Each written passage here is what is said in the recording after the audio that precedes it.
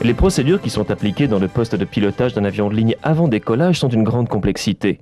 Peu d'entre nous mettent en question cette méticuleuse attention aux plus petits détails, et nous sommes encore moins nombreux à mettre en question le soin et l'attention avec lesquels on construit et l'on entretient les appareils eux-mêmes. Beaucoup des composants et des équipements électroniques utilisés en aéronautique sont fabriqués dans des salles propres qui sont elles-mêmes des environnements de précision et qui garantissent la fiabilité des produits qui y sont fabriqués. Ou, dans le cas de bien des produits, qui garantissent leur sécurité d'emploi.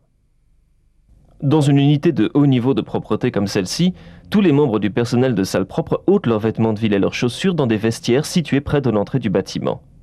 Les cellules de peau et les pellicules capillaires sont dangereuses, et hommes et femmes doivent porter une coiffe dans toute l'usine. Il est obligatoire de se démaquiller complètement avant d'entrer dans la salle propre. C'est une procédure utile, quel que soit le niveau de propreté de la salle propre.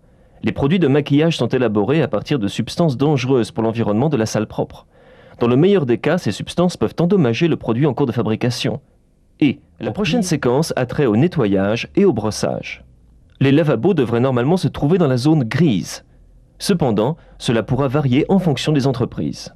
Et vous ne disposerez pas toujours d'installations aussi pratiques que celle-là. La sophistication des équipements variera elle aussi considérablement, probablement en fonction du niveau de propreté de la salle propre et du travail qui est effectué. La fabrication de produits pharmaceutiques et d'équipements électroniques exige un brossage et un séchage rigoureux des mains et des avant-bras. On doit noter que la nature du brossage devra être spécifiée lors de la formation. En effet, la transition de la zone grise à la zone blanche s'opère lors de l'enfilage des surbottes. Il faut prendre soin à ne pas toucher le sol de la zone grise. On passera la jambe au-dessus du banc au moment de l'enfilage de chaque botte. Il existe de nombreux types de longues surbottes, mais la procédure d'enfilage doit demeurer la même.